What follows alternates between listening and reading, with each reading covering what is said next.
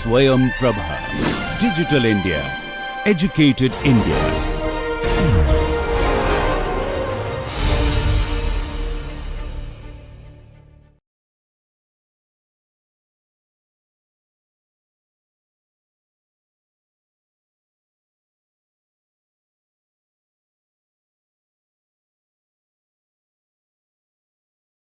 Welcome, dear learners. I'm Dr. Manisha Goswami, working at Institute of Business Management, GLA University, Mathura.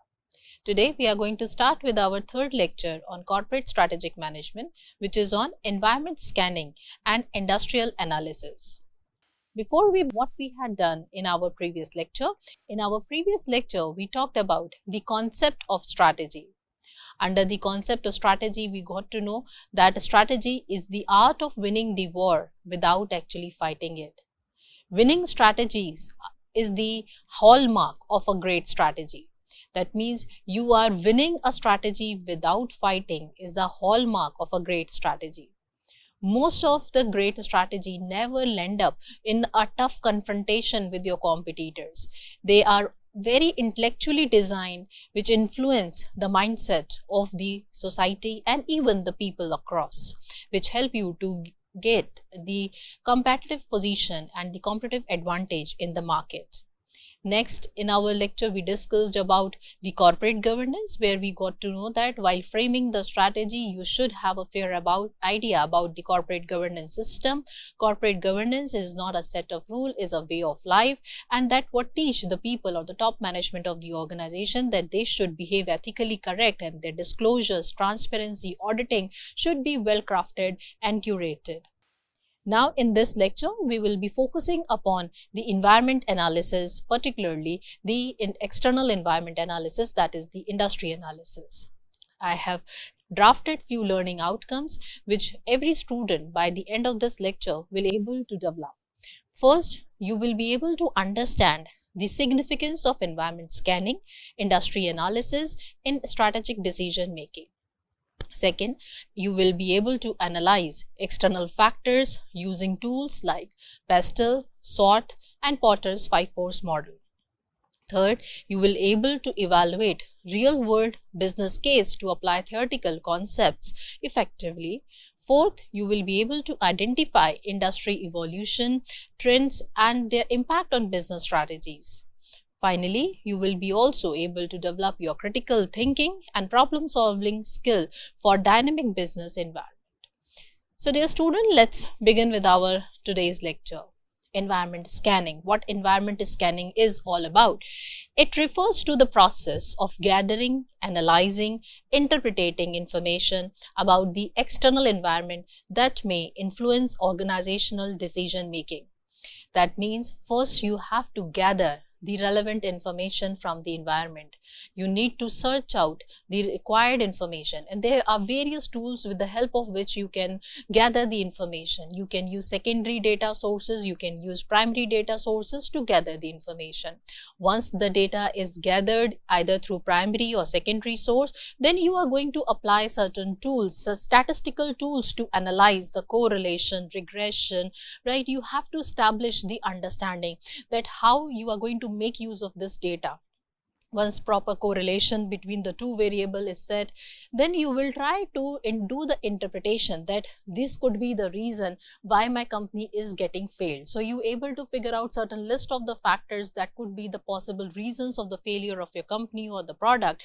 Then you have established certain correlation. If the correlation is there between those factors which you have figured out, and they are the factors responsible for the failure of the company, then you are going to take some corrective course of action. You are going to interpret those factors and will take the corrective course of action and inform a particular department that these are the things which we have to take in mind while executing the production or maybe the marketing strategy or maybe the procurement strategy or the logistics strategy. So that will come under the dissemination of information. So all these things, gathering, then first is a part of the gathering, collection of data, primary, secondary, and then you move to the analysis, you apply a statistical tool. Then after applying the statistical tool, you move to the interpretation part. That means you are trying to draw cause and effect relationship between the factors which you have observed. And then comes your final decision making part, that based on the interpretation, you will be taking a final decision. This includes monitoring the trend, event, and the key external forces.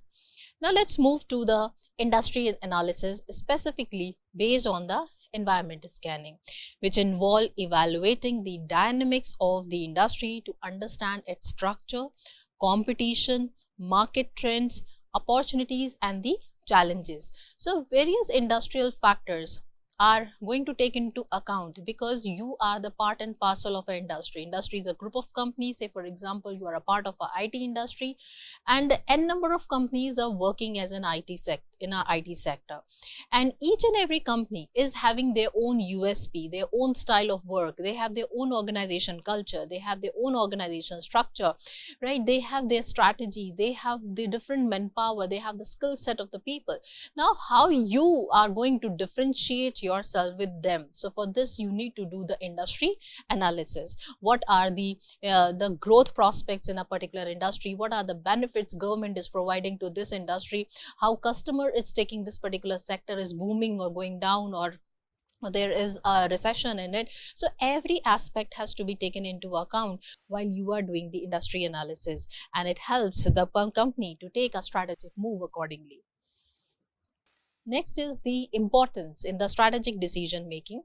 Environment scanning, industry analysis are crucial for business to anticipate change, identify the new opportunities, and mitigate the risk. So when you are doing the analysis, you are actually trying to forecast your future. You are trying to understand what is going to happen in the near market or in the near scenario. So you will be able to assess out that these could be the possible changes in the market. These could be the possible upcoming trends in the market. And if you have assessed them well in advance, maybe 3 years before that particular change which is going to take place, then you can adjust your production, you can change the product line according to the upcoming trend which is going to happen after 3 years. So this will help you to mitigate the risk, this will help you to grab the new opportunities.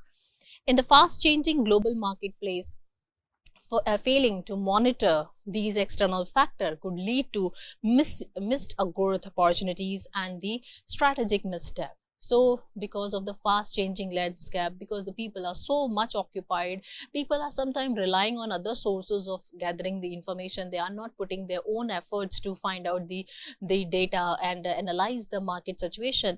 So as a result, they may miss out the growth opportunity, and if they miss out the growth opportunity, that means that's going to add a cost to the organization, because your competitors are going to take the advantage of the opportunities which you have missed out. Now, there are organizations who are very proactive, and they sense that market is moving in the direction and which particular direction I should move. So for example, HUL launched the Ayush, Liver Ayush range to tap into the growing demand for Ayurvedic and natural products in India. The Liver Ayush brand was introduced to cater to the increasing consumer preference for herbal and Ayurvedic ingredients in personal care products. Just after seeing that Patanjali is doing incredible in the herbal product market and they could chase the attention of the customer, so why not we also change ourselves as per the change taste and preferences? So without feeling ashamed that why I should follow a new entrant company like Patanjali, I being an HUL and into this market for so long, without being ashamed of, they quickly grab the sense of the market and start producing a product which is close to the taste and preference of the change requirement of the customer, that is a herbal product. Now next we move to the aspects of the environmental scanning. So under the environmental scanning, there are two essential components that we try to highlight in the previous lecture also. One is your internal environment, right? Internal environment is also known as organizational analysis. That is going to be the part of our next lecture, where we will be understanding how resources of a company, how structure of a company, and culture of a company are analyzed to generate the list of strength and weaknesses, which is going to be purely an understanding of your own organization, right? First, we should try to see where I am lagging. What are my gray areas? What are my positive areas?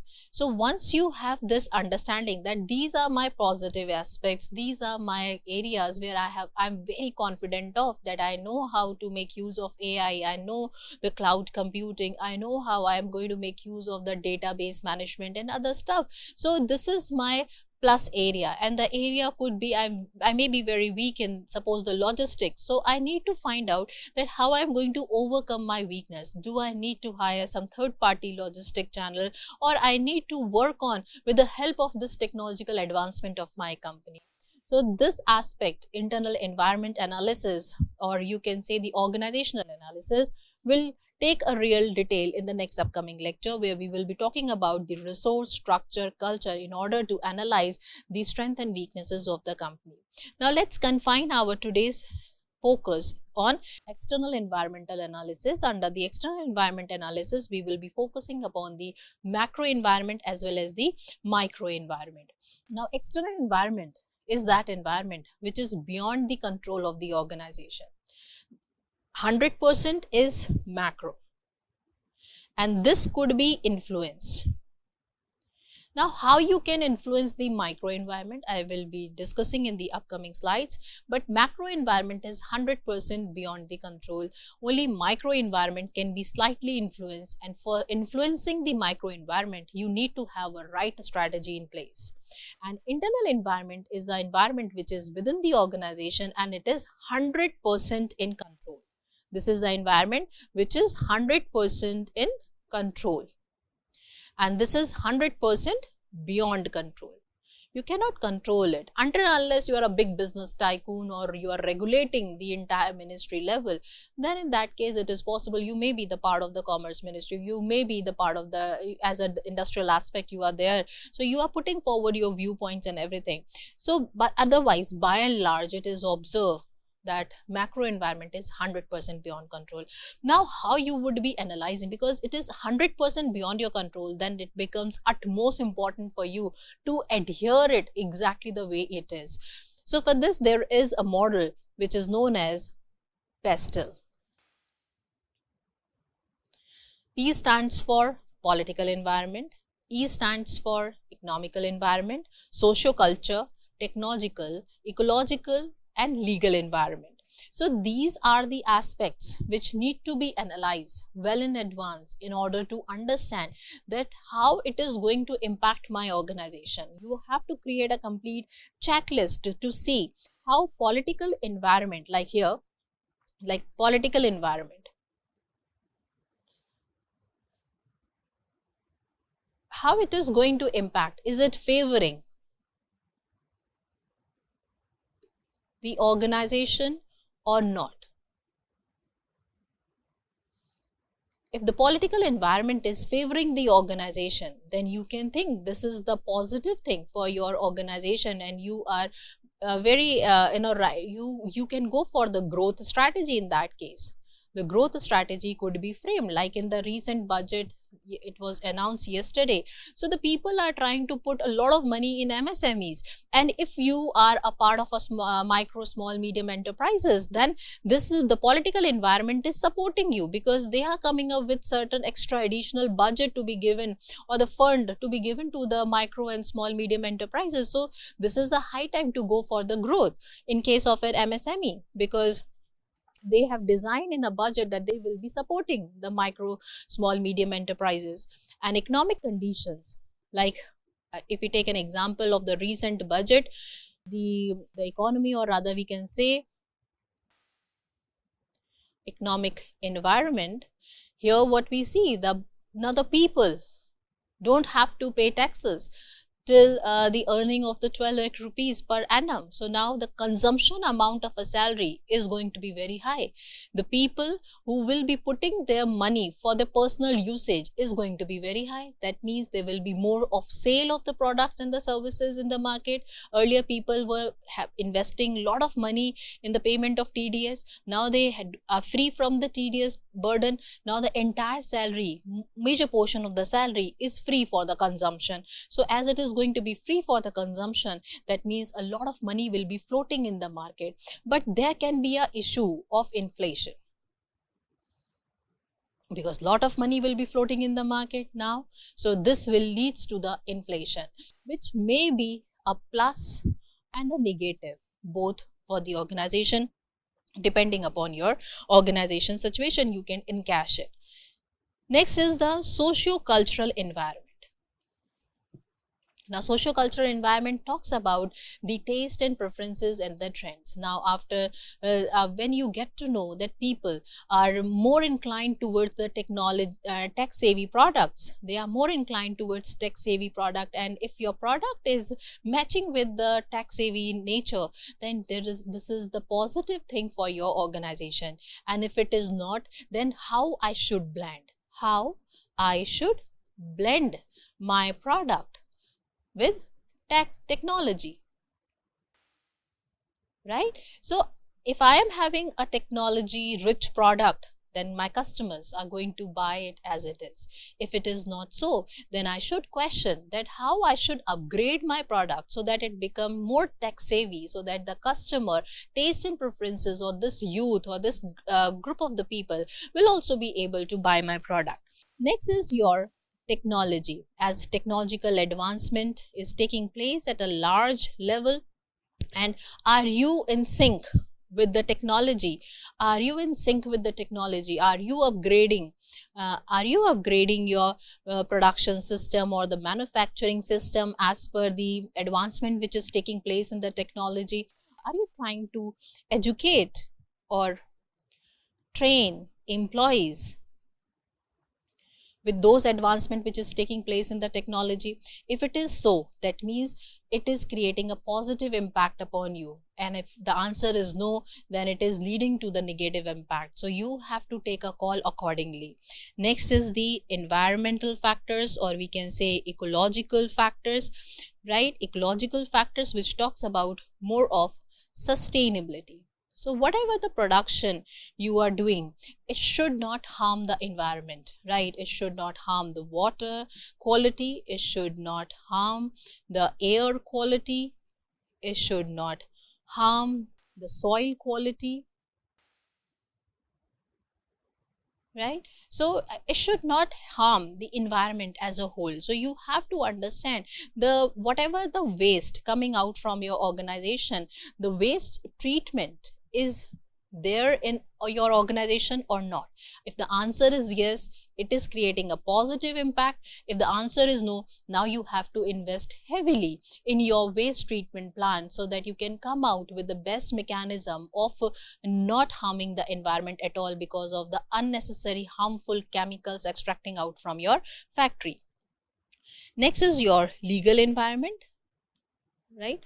So the law and order at the yesterday budget will be functional from the next financial year onwards, when you will be paying the taxes, right, in the next this particular financial year itself, right? So you will be whatever the changes has took place in the law is going to impact the law and order, and you are not bringing the subsequent changes with the change in law and order, right? Say suppose you continue to deduct the taxes based on the old tax regime, then it is going to be a negative impact on your organization. So you have to understand that as law and order is changed, rules and regulation has changed, the tax regime has changed. So you also have to upgrade your taxation policies in the organization. And if you are not bringing those change, it is going to be negative. Say for example, a lot of organizations have a lot of people are still charging the service taxes despite of GST. So they are charging GST plus the service tax. You go to the restaurants, there in the restaurants you will see in the bill they are mentioning the GST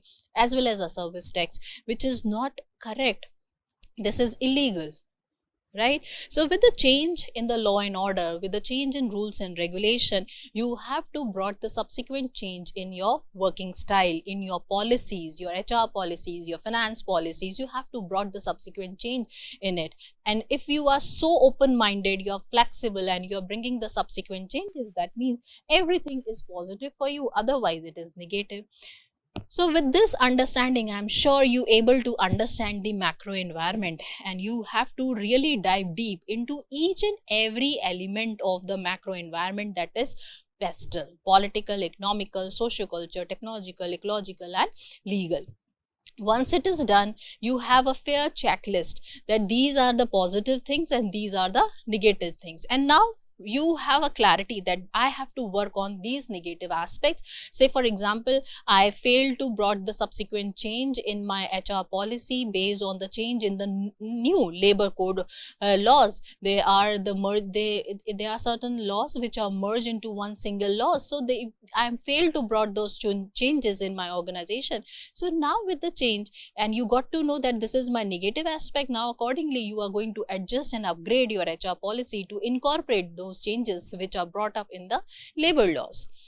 The next important aspect is your microenvironment. Microenvironment talks about the 5 forces Porter's model. So microenvironment is also known as industry analysis. It is also known as the task environment analysis, and it could be well understood by the Michael Porter 5 forces model.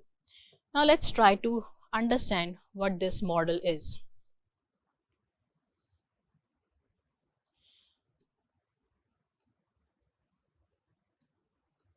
Michael Porter tried to list out 5 essential forces which has to be addressed by the company in order to take corrective course of action, or in order to survive well in the market. So first, at the center or the heart of this model is the industrial rivalry or the competition. Next is your customer bargaining power. Third one is your suppliers bargaining power.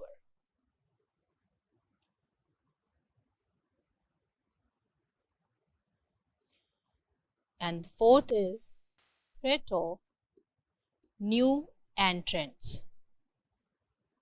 New entrants. And then the fifth one is threat of substitute. And the sixth newly added force is the influence of government.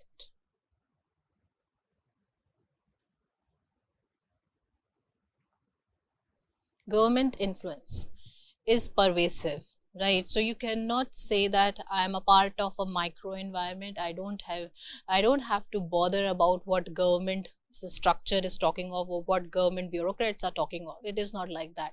No matter you have already given a due reference while studying the macro environment. Under micro environment also, you will see by and large some of the influences coming from the side of the government institutions or the government people. So let us start with the first, that is industry rivalry or the competition. So when you are a part of a particular industry, it's not only you who is a part of that industry. You are not enjoying monopoly in the market. So as there are going to be multiple companies within the same industry, you have to stand firm against them. So for standing firm against them, you need to have a strategy in place. You need to have a winning strategy which act as a hallmark of a great strategy.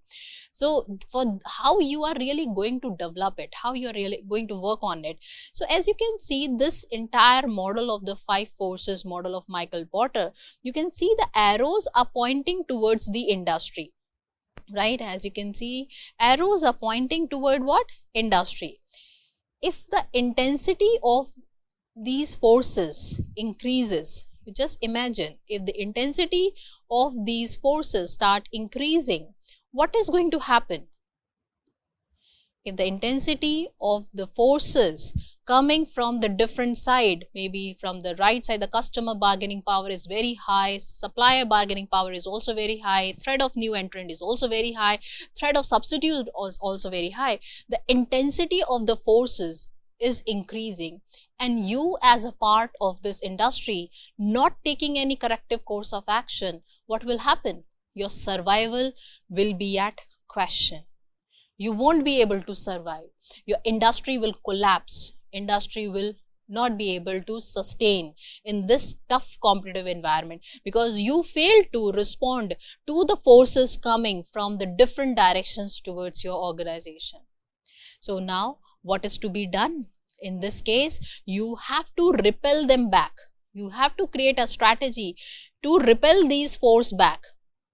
You have to create a strategy to repel these forces back, right? So in this case, what different industries are doing, they have started creating a strategy in order to repel back these forces. I will also create my own existence and my own force. I will repel back. I will try to reduce the intensity of forces. Now, how it is going to happen? By having a strategy in place. And that is the reason why I mentioned in the previous slide to you that micro environment is the environment which can be influenced. Influence by what? By correct strategy in place, right? So if the customer bargaining power is very high, that means customers are having multiple choices in their head. So I as a company or being a part of this industry, what I shall do, I shall try to find out how I'm going to reduce the bargaining power of the customer. If my customer is having access to a product, then I will work on providing A plus product. That's how I reduce the bargaining power of the customer. They are having a product, but I will provide a product which is having an advanced feature, that is A plus product. So I am going to invest for this. What I need to do, I need to invest heavily on R&D to come up with distinct product, distinct features, or a product as a whole. Right? So I have to invest heavily in my R&D to find out how I should combat with this A product, how I can come up with additional features so that the customer bargaining power goes down. On the other side, if we see the supplier bargaining power is high, they are creating a pressure upon my organization. Now I as an industry or as a company, what I should do in order to reduce the bargaining power? When supply will have higher bargaining power, when they have multiple manufacturers, right? Say I belong to a sector like textile, and in textile sector there are multiple companies into the manufacturing of clothing, apparels. So they have a lot of manufacturers whom they have to supply the product to. So I need to develop relations with my supplier in order to reduce the bargaining power. If manufacturer A is making a timely payment and timely order, and the quantity of order is also very high, then supplier will move to that manufacturer A instead of a manufacturer B. Say for example, A manufacturer is giving a timely order, but quantity of order is very low. Then what I will be doing, as a B manufacturer, I will increase the quantity and timely order along with timely payment. All these three things will catch the attention of supplier from A manufacturer to the B manufacturer, that is me. So this is how I will, first I have to find out how, on what basis his bargaining power is increasing. If I got to know that he's getting a timely order, he's getting a quantity, but the quantity is comparatively less, right? So I will try to provide a larger quantity, I will try to provide a timely order, and at the same point of time I will give a payment in advance also. So the supplier bargaining power will reduce and my power increases. So this is also one of the way I can reduce upon the force which is coming from the side of the supplier. Here also I try to reduce the force which is coming from the side of the customer bargaining power, and I able to combat these two forces, and now I at least having some space to breathe. Now next, another force which may come from the new entrant, that lot of people are coming up in your sector. Say for example, government has reduced all entry barriers, no entry barriers. That means anyone can enter into this particular sector of the textile. There is no entry barrier, even there is no exit barrier. Any point of time anyone can leave the particular sector and can move to the next unit. So if there is no entry barrier and exit barrier, any XYZ person can enter into the textile unit. As a result, there is a huge force coming from this side. So how I am going to combat? I will come up with what? Economy of scale.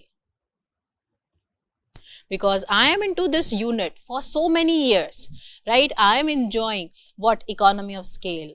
Right, I have more profit. I've been earning profit for so many years. So this particular profit will help me to invest heavily upon R&D. This particular profit will help me to gain customer loyalty and other things. This is how I can reduce the threats of new entrant. Then another force which is coming from the lower side, that is threat of the substitute. Then what all options are available, right? Close replica of the product which you are offering. Nowadays, I have observed that people have started making use of plastic bottles for coming up with the fabric. So this is the close substitute, and it is more sustainable also. So why I should not adopt this technology which my competitors or the startup companies are doing? They are very small, right? Instead, and they don't even have a fund support. I, being a big giant in this market for so many years, I am manufacturing the textile product. Let us acquire such a company who could be my close substitute. So this approach of acquisition or acquiring is going to help you to overcome this force. Like, take an example of Facebook.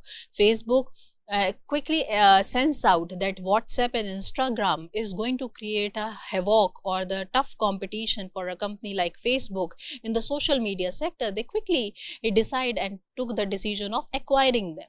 So you, being a big giant, you can take a quick decision. If you observe that some of the products or the companies are trying to become a substitute or the close replica of your product, before they become a replica or before they become so strong as you are, always take a decision of acquiring them.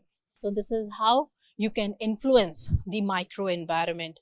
And let us sum up that what we try to understand under the aspects of environment scanning. In our lecture, we are focusing towards the external environment, where we try to understand the macro environment and a micro environment. Macro environment is 100% beyond your control. For this, you have to understand the macro elements like political environment, economical environment, socio-cultural environment, technological environment, ecological environment, and legal environment. Another aspect is the micro, which can be influenced, and for understanding this micro environment, we took the help of the Michael Porter 5 Forces Porter's model, and this is how we try to understand that how different industries set up, how different companies try to really fight back the forces which is coming from different directions. And that's how they influence the strategies, or they try to influence the market elements. Now let's try to understand the industry evolution. What are the different stages? Like, just like a product life cycle, the emerging stage, industry is emerging out, industry is going, industry is booming, industry is taking industry is trying to establish the footnote in the market and developing the customer base. And once the customer base is developed, market share is developed, they move towards the emerging stage to the growth stage. Now the customer recognized them, profit started coming to them. Now they don't have to invest heavily in terms of creating their market position. They don't have to invest heavily in terms of creating the awareness of the product. Now, by and large, the majority of the people are aware about their product, and the growth of the company, product, or industry start taking place. And then it is moving towards the maturity stage. That means now the recession is going to take place, and at this point of time, usually the people stop investing in a particular industry because there is a possibility of getting their money stuck, because industry growth rate is going down. And finally, the decline is a stage where you should take a quick call in terms of divestment or disinvestment of a company, or liquidate your company and try to get the money out and invest in some other buzzing industry. Importance of adopting to the industry changes, like to remain competitive, right? Why you need to adapt to the changes which is coming up.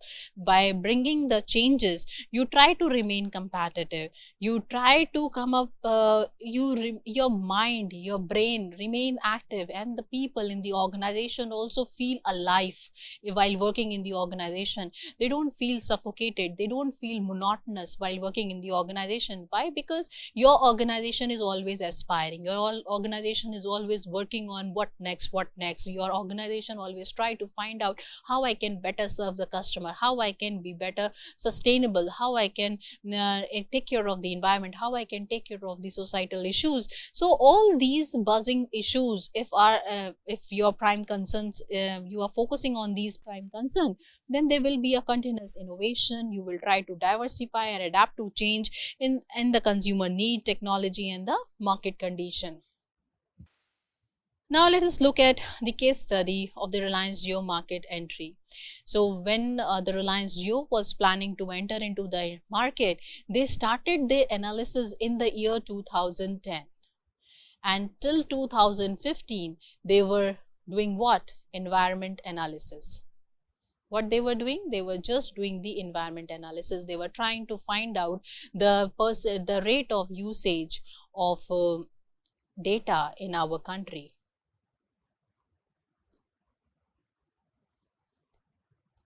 And what they observe, that in India is ranking 70th, right? So they are analyzing that out of 195, 196 countries, India is ranking to 150th level in terms of the data usage, when companies are charging for the data. And the moment Airtel during the midnight or during the early hours declare that for 2 hours data will be absolutely free, at that point of time it increases to 70th. That means when the data is freely available to the customer, it increases from 150th rank to the 70th rank. And with this understanding and with this data, the Reliance company owners get the idea that there is a hunger of a data in the market, and future market is not in calling, and the future market is going to be on data.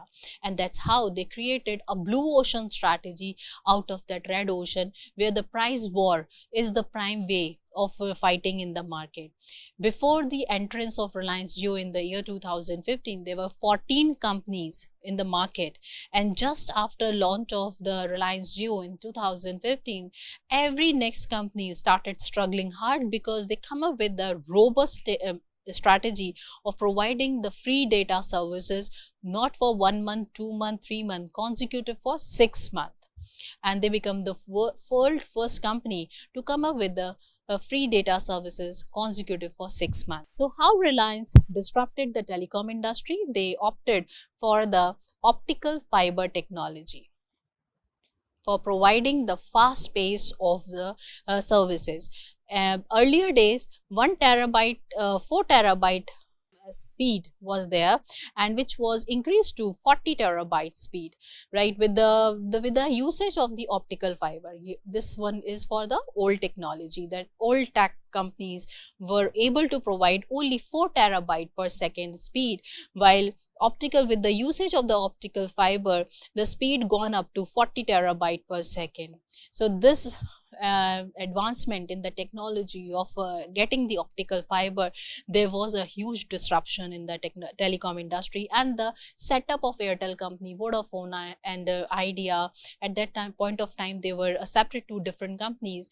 Their entire technology, their entire setup of work become obsolete over the night just after the launch of the Reliance Jio.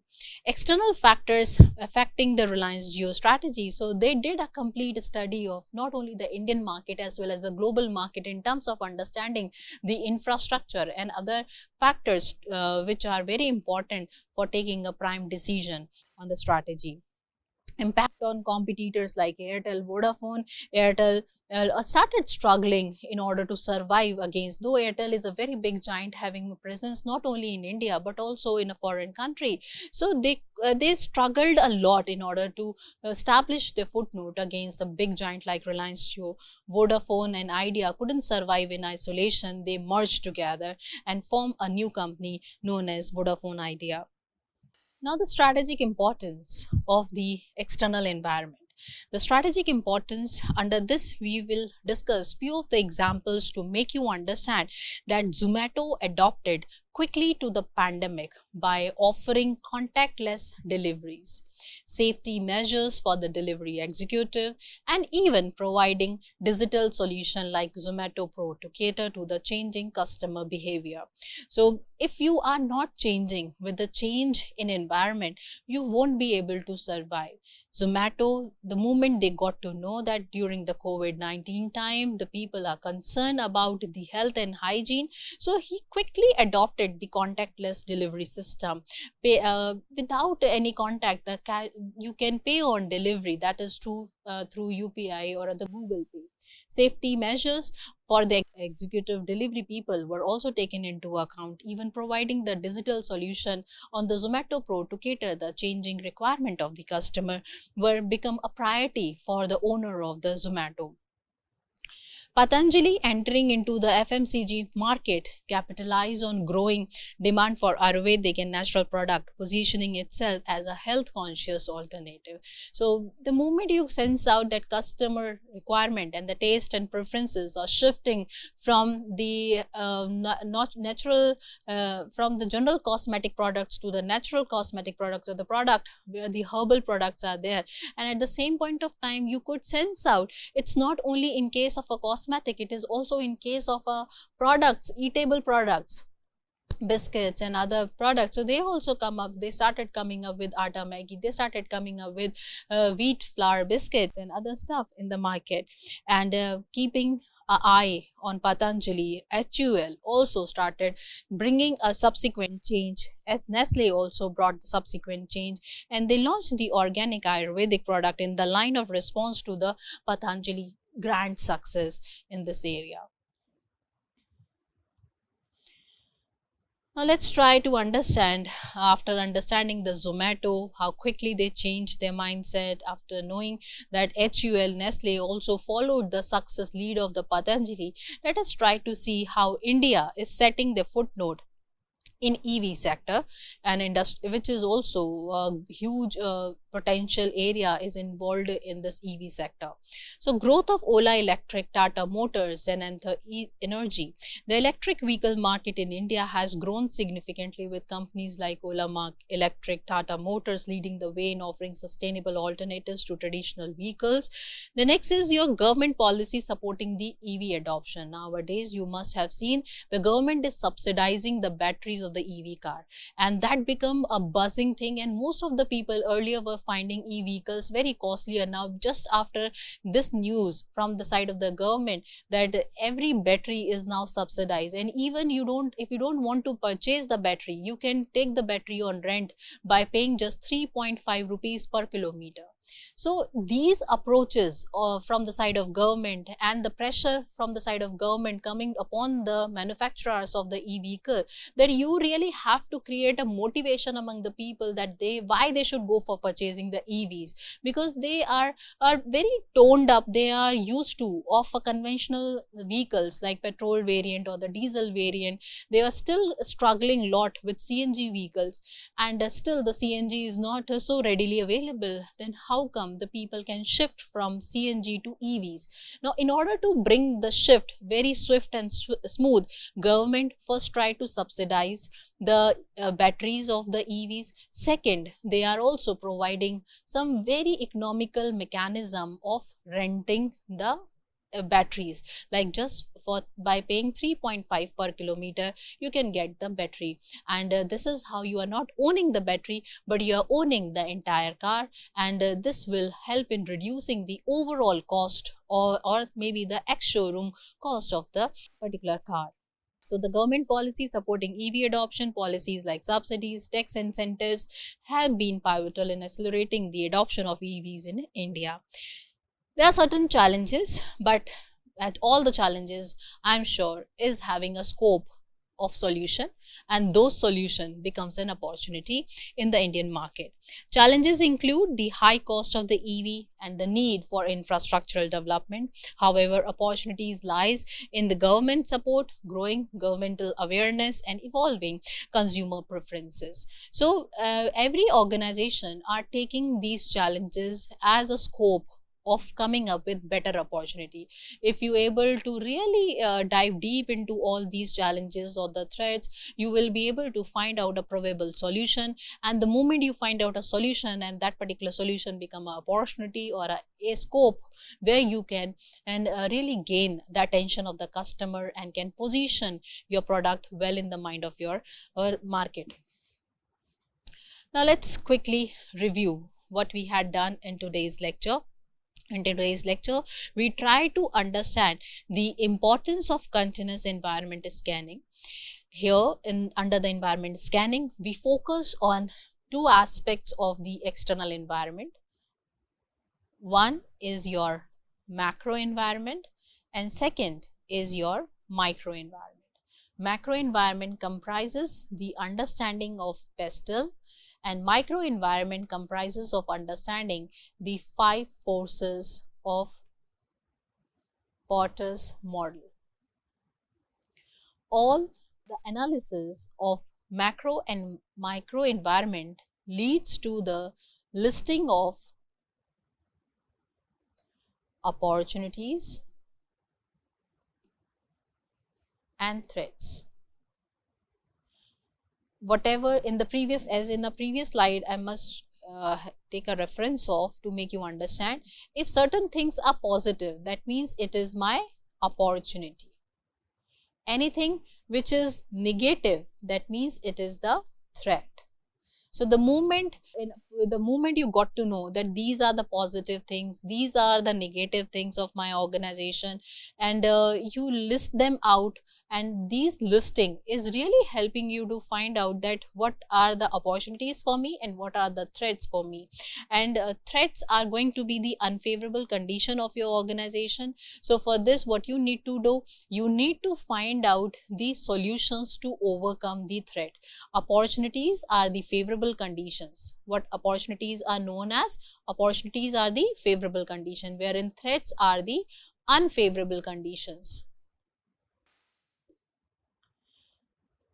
So you, as a strategist of your organization, you have to find out what different course of action I should take to minimize. What my focus should be to minimize,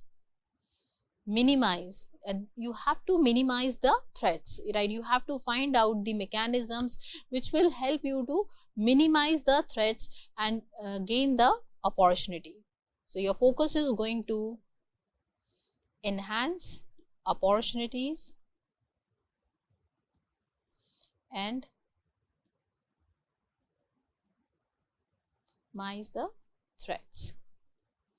So this what comes under the aspects of importance of continuous environment scanning. Organization must be vigilant about the changes in the external environment to adapt and make informed decisions. So if you are making an assessment, you are doing the you are constantly analyzing the macro environment, micro environment, you will for sure be coming up with the opportunities, for sure you will be coming up with the threats, and all these aspects are going to really help you to adapt your organization with those changes, and it will help you to take the informed decision in the market. Then next is your using industry analysis for strategic decisions, right? So while understanding the Michael Porter 5 force model, let me take you to here. This industry analysis also known as the task environment analysis, it is also known as the micro environment analysis. You got to know that being a part of industry is not an easy walk. It's not like a cherry at the top of the cake. It's not so easy. It is a tough fight, and all these fights are not going to be brutal. It's going to be a very intellectual and very influential fights, and you really don't have to use any unfair mechanism to fight your battle. You have to be very cautious about your ethical well-being, value system, and still you have to be strong in terms of your competitive positioning. So keeping all those things in mind, it becomes the toughest way toughest rope to walk through. And if you are not a good strategist, if you are not vigilant, if you are not looking around what is happening, you won't be able to survive and sustain. So here in this case, the customer bargaining power were taken into account, that customer may have access to a product. A product could have certain X features, but if you with your if efficient R&D policy able to come up with the product which is having an additional feature which a product company could not offer, you will be gaining an edge over the A product, and that's how you reduce the intensity of the force which is coming from the side of the customer bargaining power. So what I mean to say, that entire organization has to be very, very vigilant. They have to see that how the customer are responding, what are the products the customer are liking the most, what are the things they are looking for but still not able to get from the market. So you have to strengthen your R&D in order to search for all the answers of your customer. Most of the time the customer have some latent need. What these latent needs are? The latent needs are those needs which are not felt. The customer have not yet felt that this could be the possible need. So you as an industrialist, your focus is on doing the R&D to come up with some latent need product, the product which they have never felt they need. And if you succeed in coming up with the product which the customer have never thought of, and you come up with the product and then they realize this is the biggest solution you have given to them, nothing like this could ever happen. And you can even save your product with the patent or the copyright, so that the product will not be easily copied by the other person. So you can safeguard yourself. So this is how the customer bargaining power can be reduced. In the microenvironment analysis, we have also understood the supplier bargaining power is there, and the threat of new entrant is also there, the threat of substitute is also there. And during the lecture we had an extensive discussion upon them, that how to really fight back the forces which is coming from different directions, from all the 4 different directions the forces are coming, and you as an industrialist try to minimize the intensity of these forces. Coming back to our today's review, that industry analysis help business understand the competitive landscape and factors influencing the profitability. I'm sure now you can relate how it is going to help the organization to gain the profitability.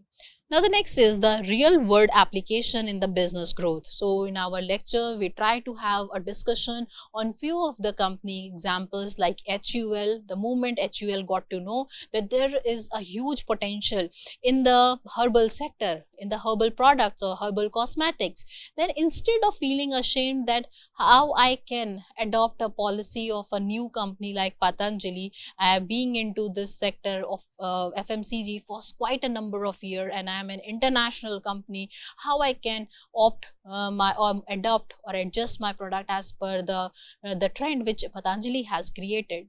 They would never be able to succeed and survive. But they are the good strategists. They quickly adapt themselves. Okay, fine, if you are giving me a solution, no matter how no matter what your position is, no matter what kind of person you are, no matter from which country you belong to, if your suggestion, your decision, your product is having some weightage, I will quickly adapt. And this is what we have seen in the case of the HUL. They quickly come up with the liver Ayush, a product which is offering the herbal products and keeping in mind the taste and preference of the customer in order to create a competition for the Patanjali. Before to this, Patanjali was enjoying the monopoly in the market. And it's not only HUL. I gave an example of Nestle also. Nestle also come up with the product in the same line in order to catch the attention of the customer towards their product. They quickly brought the adaptation. This is what we had discussed in our previous slide, where it is mentioned that HUL Nestle adapted by launching the organic and Ayurvedic product lines in response to the Patanjali success. And even we could see in the case of the Zomato also, that they were also adapting themselves rather than losing the hope that what I am going to do now. Pandemic had happened, COVID-19 is there. Now you can lose your hope and can sit and isolate yourself in the room. But instead of losing hope and isolating yourself in the room, you are putting your efforts to find out how I should fight with this particular problem of the pandemic? What kind of the probable solutions I can provide to my customer? Okay, fine, my customers are very much hygiene conscious, they are very much conscious about the contact, so let us try to provide the solution which is really going to pave their way. And even in this particular discussion, we discuss about the Reliance Jio case, where we observe that it was not just a moonwalk for the Reliance industry, that over the night they thought of coming up with the disruption in the telecom sector. It is a well curated, well drafted strategy. They started thinking about entering into telecom sector since 2010, and they started doing the analysis of the market. They started reading out the customer taste and preferences. They started understanding the infrastructure of a country, the government policy in the telecom sector. And after a constant 5 year of rigorous analysis, they able to come up with a product which is known as the Reliance Jio. And that's how they created a blue ocean strategy out of the red ocean. So yeah, I'm sure you people know the meaning of red ocean. Red ocean strategy is the place where only cutthroat competition is there. Cutthroat competition. That means price war, extensive price war is happening. Extensive price war is happening. None of the company is in position to come up with some innovative product. If Telenor company is reducing 0.1 paisa, then Uninor company is also going to reduce 0.1 paisa. If somebody is reducing the, if giving some free messages, the other company is also going to give the free messages. This is what known as a cutthroat competition and price war, which was a situation of the red ocean strategy, where less innovation is there, only of price war. But Reliance Jio come up with the blue ocean strategy. Blue ocean strategy is like finding the new concept from the red ocean itself. That is what known as blue ocean. And this is what Reliance come up with. Nobody during this, there were 14 different network companies. And none of them thought of providing free data services. None of them thought of providing free data service. It's Reliance Jio thought of coming up with free data services, and that too with higher speed, 40 terabyte per second speed, by using optical fiber technology. So they work on two aspects. First, they understood the mindset of the customer by seeing how Airtel is playing with the sentiments of the customer. They used to provide free data services during late hours, like midnight at 12, midnight at 2 o'clock, in the early morning, 5 o'clock in the early morning, and for 2 hours only they will be providing the free data services. And during those times, he has observed the rank of India for the usage of the data gone up from 50 to 70. That means people are hungry for the data. This is what he has observed, and based on his observation, he come up with the product known as Reliance Jio and become the world first company to offer free data services consecutively for 6 months. And that too with the better infrastructure advancement also, that is optical fiber technology he used in order to provide better network services to their customer. So dear students, I'm sure with all these understanding, you will be in a position to appreciate that people are really working hard before taking a final call on a decision making. They are not just merely thinking of coming up with the product that over the night I thought of coming up with better or this XYZ product. It's not like that. They do a complete analysis of the market. They perform industry analysis, they perform micro environment analysis, and based on that analysis, they prepare the list of opportunities and threats, and after analysis of that opportunities and threat, they try to come up with the final conclusion that this particular product can be launched or not. So real world application in the business world have been seen. By applying these framework in real world scenario, business can better navigate challenges, seize growth opportunity, as seen in example of Reliance Jio, Zomato and Patanjali. So dear students, for further studies, you can refer this book. Thank you for today.